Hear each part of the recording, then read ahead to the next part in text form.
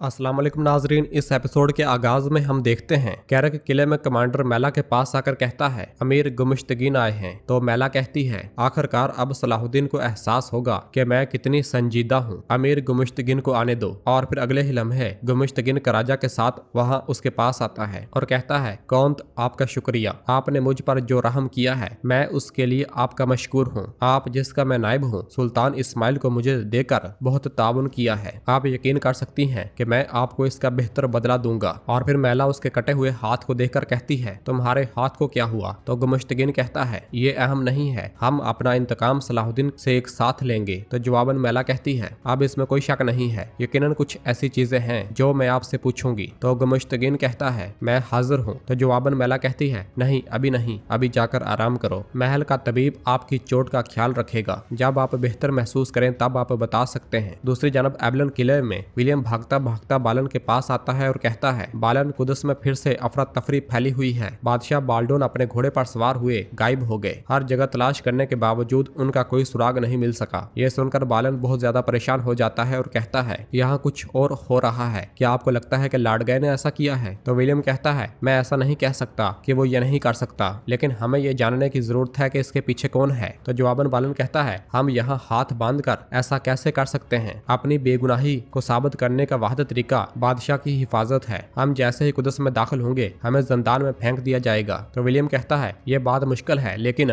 इसके लिए हमें सलाहुद्दीन की मदद दरकार है। हमारे पास इंतजार करने का वक्त नहीं है। बादशाह की जान को खतरा है और ये भी हो सकता है कि वो पहले ही मारा जा चुका हो। इसी लम्हे मार्कोस आकर बताता है मेरे कौंत मलका मारिया आई है, वो आपसे मिलना चाहती है। ये सुनकर बालन हैरानगी से कहता है मारिया एबलन में क्या कर रही है?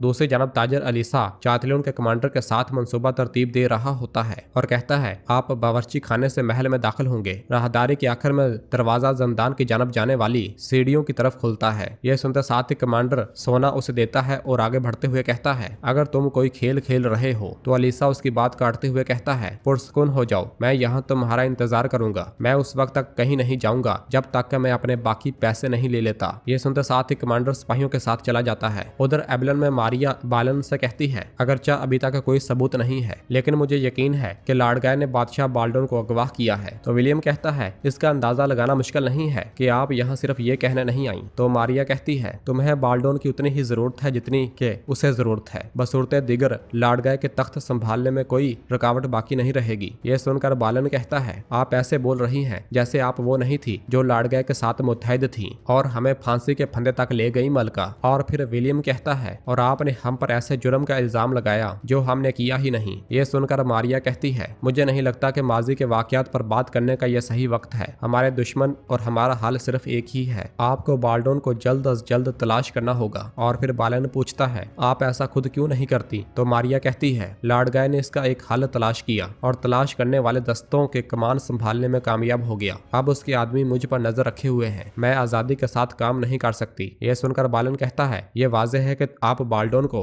अपने मफादात के तहफ़्फ़ुज़ के लिए तलाश करना चाहती हैं और ये कि आप नए इत्तेहादियों की तलाश में हैं। और फिर विलियम कहता है ये बात मत भूलें कि जब बादशाह मिल जाएगा तब आपके मफादात जिनकी आप हिफाजत करने की कोशिश कर रही हैं तबाह हो सकते हैं। ये सुनकर मारिया को बहुत ज्यादा गुस्सा आता है। इधर शाम की खुफिया राहदारियों में कमांडर सिपाहियों के साथ नीचे कूद पड़ता है और आगे बढ़ते हुए रास्ते में आने वालों को शहीद करता ही चला जाता है। और फिर जंदान का दरवाजा खोलकर वो तेजी के साथ अंदर दाखिल हो जाता है और वहाँ मौजूद सिपाहियों को भी मार गिराया जाता है। और फिर वो दरवाजा खोलकर जैसे ही अंदर दाखिल होते हैं तो बोजोक सिपाहियों के साथ वहां पहुंचता है, मगर बोजोक के साथ सिपाही एकदम से तीरों का निशाना बन जाते हैं और कमांडर का छोड़ा हुआ तीर बोजोक को भी जा लगता है। एक के बाद दूसरा तीर, दूसरे के बाद तीसरा, तीसरे के बाद चौथा, करते करते बोजोक के जिस्म पर तीर ही तीर पवस्त हो जाते हैं। वो तब तक खड़ा होने की कोशिश करता है जब तक के तीर उसे गिरा नहीं देते। और फिर बोजोक के गिरते साथ ही कमांडर उसके पास आता है और कहता है हमने सलाहुद्दीन के बेहतरीन तीरंदाज को तीर मार कर नीचे गिरा डाला, एक तीर से दो शिकार। चलो साथियों जंदान में चलते हैं। और फिर वो सब तेजी के साथ आगे बढ़ते ही चले जाते हैं। उधर कैरक किले में मैला गुमिश्तगीन से कहती है चातलियन कैसा है? तो गुमिश्तगीन कहता है मैं जब आया तो वो तन्हा और दुखी था, मेरे ख्याल में आपके खत के बाद सलाहुद्दीन उसे जिंदा नहीं छोड़ेगा। ये सुनकर मैला कहती है मुझे उम्मीद है कि सलाहुद्दीन मुझ पर यह एहसान जरूर करेगा। जब मैं उसकी मौत की खबर सुनूंगी तो मैं अपनी रूह में चुभते हुए तमाम कांटे निकाल कर फेंक दूंगी। और फिर गुमिश्तगीन उससे कहता है है, कौंस चातलियन आपके लिए बदकिस्मती था।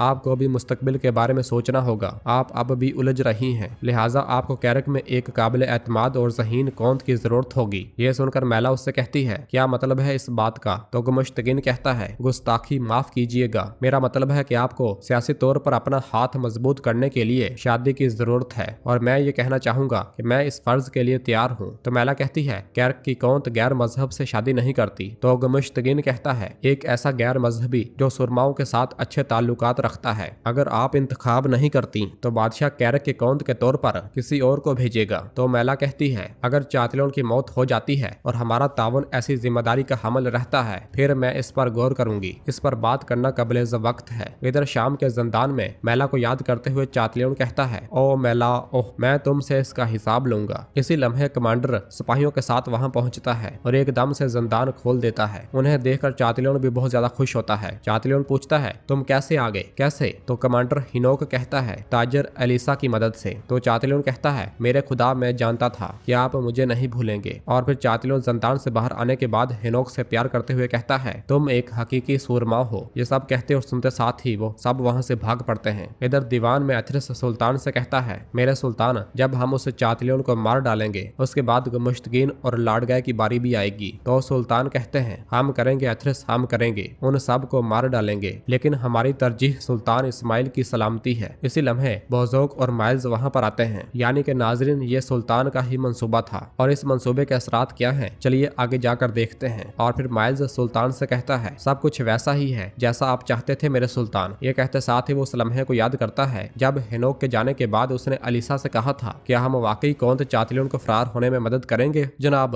अगर सुल्तान सलाहुद्दीन ने इसके बारे में सुन लिया तो अलीसा ने कहा था, हम ये सलाहुद्दीन के लिए ही कर रहे हैं। मुझे जिंदगी ने यह सिखाया है कि जो खुदा की तरफ है हमेशा वही जीतता है और सुल्तान सलाहुद्दीन खुदा की तरफ है। हमें उसे मजबूत करने के लिए उसका साथ देना चाहिए। और फिर अगले मंजर में वो दोनों बोजोक के पास आए थे और अलीसा ने जैसे ही तीर खींचा था तो बोजोक ने आंखें खोल ली थी और अलीसा ने कहा था, ये जागने का वक्त है। हिनोक चातलियों को ले गया है। बोजोक ने जरा के नीचे लकड़ियां रखी हुई थी। और फिर अलीसा ने मजीद कहा था, चातलियों बहुत ज्यादा खुश दिखाई दे रहा था। और फिर इस ख्याल के बाद माइल्स सुल्तान से कहता है, आपके मंसूबे का पहला मरहला कामयाब हो गया है मेरे सुल्तान। और फिर काजी फाजिल कहते हैं, सुल्तान, अगर आपकी पेशन गोई के मुताबिक अगर चातलियों कैरक नहीं जाता तो क्या होगा? तो जवाबन सुल्तान कहते हैं, वो जाएगा, वो यकीनन जाएगा, यहाँ तक कि वो जाने बगैर हमारे लिए मैला और गुमुश्तगिन का मकाम आश्कार करेगा। बोरो, गोकबोरो, करातेगन और कराकोश मलक इस्माइल को महल से बाहर लेकर जाएंगे और हम कैरक के करीब उनका इंतजार करेंगे। और फिर इसी लम्हे खलील वहां पर आता है और कहता है, कौंत बालन आपसे बात करना चाहता है। विलियम भी उसके साथ है। ये सुनकर सुल्तान कहते हैं, उन्हें आने दो। दूसरी जानब कैरक किले में करातेगन हिजर खातून से कहता है, परेशान न हूँ, मैं यहाँ पर हूँ, हमारी कैद ज्यादा लंबी नहीं होगी। तो हिजर कहती है, मैं अपने सुल्तान के बारे में फिक्रमंद हूँ, वरना जिंदगी की परवाह किसे है? तो करातेगन कहता है, अरे क्या मतलब आपका? आप भी कीमती हैं, पत्थर की तरह कीमती, ताज की तरह कीमती, आप भी कीमती हैं, यानी कि आपके बगैर मेरे भांजे का ख्याल कोई नहीं रख सकता। तो हिजर कहती है, सब कहते हैं कि तुम पागल हो, लेकिन तुम अच्छे आदमी हो। अपनी तारीफ सुनकर करातेगन बहुत खुश होता है और कहता है, क्या मैं अच्छा हूँ? इसी लम्हे वहां गुमुश्तगिन दाखिल होता है और कहता है, अच्छी बातचीत चल रही है। तो करातेगन उससे कहता है, तुमने सब कुछ खराब कर दिया। तो गुमुश्तगिन कहता है, आप अपने भांजे को देखने आए थे कि वो ठीक है या नहीं? जब तक मैं यहाँ हूँ वो ठीक है, लेकिन तुम? तो करातेगन कहता है, तुम्हारे हाथ ने मेरे भांजे को हाथ लगाने की कीमत अदा की, लेकिन अगली बारी तुम्हारे सर की होगी। ये कहते और सुनते साथ ही वो दोनों एक दूसरे को दबोच लेते हैं, जबकि शहजादा रोने लग जाता है। और फिर गुमुश्तगिन करातेगन को छोड़ते हुए कहता है, आप और मुझे हिसाब बराबर करने की जरूरत है। ये कहते साथ ही वो चला जाता है। इधर शाम में बालन सुल्तान से कहता है, बादशाह बाल्डोन, खुदा हिफाजत करे, शायद वो मार भी चुका हो। अगर वो जिंदा है तो उसे ढूंढने के लिए हमें आपकी मदद की जरूरत है। चातलियोन लाडगाय के तमाम राजों से वाकिफ है, अगर हम उसे बोलने पर मजबूर करें तो विलियम कहता है, हम दोनों के लिए कुदस में वापसी का रास्ता हमवार हो जाएगा और हम बादशाह बाल्डोन के लिए कुछ कर सकेंगे। तो सुल्तान कहते हैं, मैं आपको समझता हूँ, लेकिन ये नामुमकिन है क्योंकि चातलियोन जिंदान से भाग गया है। ये सुनकर बालन कहता है, क्या आपको लगता है कि हम इस पर यकीन कर लेंगे? जब तक तुम न चाहो इस जंदान से कोई नहीं निकल सकता। तो सुल्तान कहते हैं, तारीफ के लिए शुक्रिया, लेकिन ऐसा ही हुआ है। बालन, क्या कहते हो काजी फाजल, क्या हम बादशाह बाल्डोन के लिए कुछ कर सकते हैं? तो काजी फाजल कहते हैं, मेरे सुल्तान, हम अपने गदागरों और मिस्र के स्याही ताजरों को कार्रवाई करने दे सकते हैं। अगर हमें कोई सुराग मिला तो हम आपको जल्द मुतला कर देंगे। तो सुल्तान कहते हैं, इस तरह शायद बालन भी सुल्तान इस्माइल को कैरक से निकालने में हमारी मदद करें। तो बालन कहता है, मैं जरूर करूंगा, लेकिन कैसे? तो सुल्तान कहते हैं, याद हो कि कौंत मैला ने तुम्हें कैरक का खुफिया रास्ता दिखाया था और तुमने वो रास्ता मरहूम अमीर यारुकी को दिखाया था। फरीजा मुख्तलिफ नहीं है। जैसे पहले तुम अमीर यारुकी को किले के अंदर लेकर गए थे, अब बोरो और उसके सिपाहियों को अंदर लेकर जाओगे, और कौन जानता है कि शायद चातलियों भी वहीं पर हो।